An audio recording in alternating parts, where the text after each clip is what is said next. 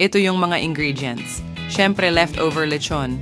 Sitaw, gabi, talong, okra, siling habas, sibuyas, kamatis, talbos ng kangkong, at sinigang mix. For today's video, magluluto tayo ng sinigang na lechon. Dahil tapos na ang mga kainan, paniguradong may leftover lechon tayong lahat.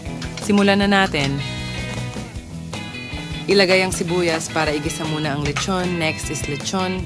Then haluin lang and takpan for 5 minutes.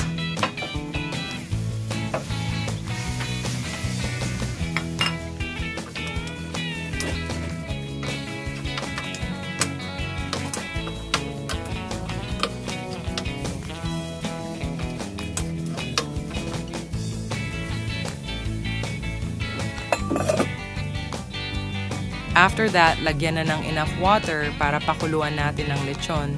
Remember, hindi na natin kailangang palambutin ang sahog. Kailangan lang nating lumasa ito sa sabaw natin. Kaya kailangan nating pakuluan.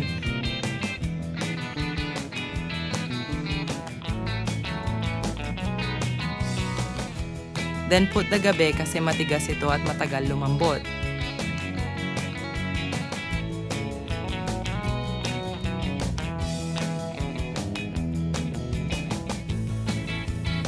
Hintayin lang natin kumulo. Then kapag kumulo na, we can put the tomatoes na haluin lang ulit.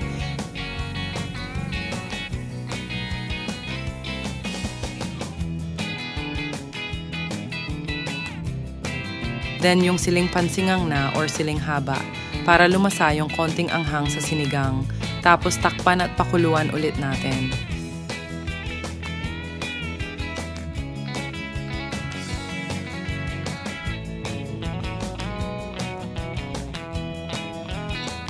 Pagkakulo, ilagay na natin ang sitaw kasunod ang okra, tapos haluin lang natin and takpan ulit.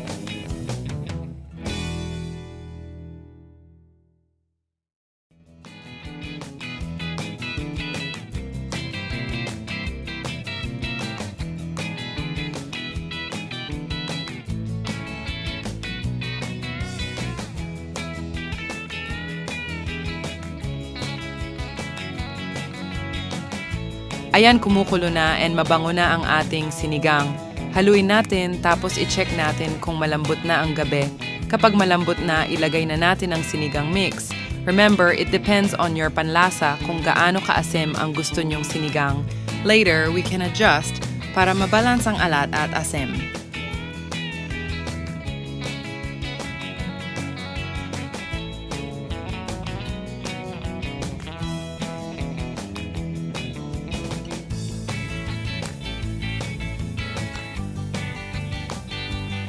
Next, let's put asin. Para may alat din siya, I put rock salt kasi yun na ang nakasanayan ko.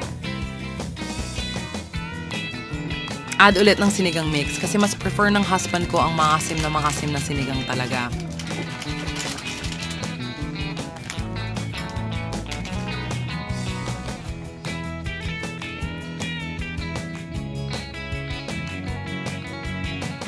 Next, pag okay na ang lasa, ilagay na natin ang talong. Kasi ayaw nating malabsak ito at hindi na masarap kainin. And last is talbos ng kangkong. Pagkalagay nito, patayin na ang apoy kasi masarap to pag hindi overcooked ang mga gulay sa ating sinigang. Yan na ang ating sinigang na lechon. I hope you like it, guys. Leave a comment, like, share, and subscribe. Thank you all.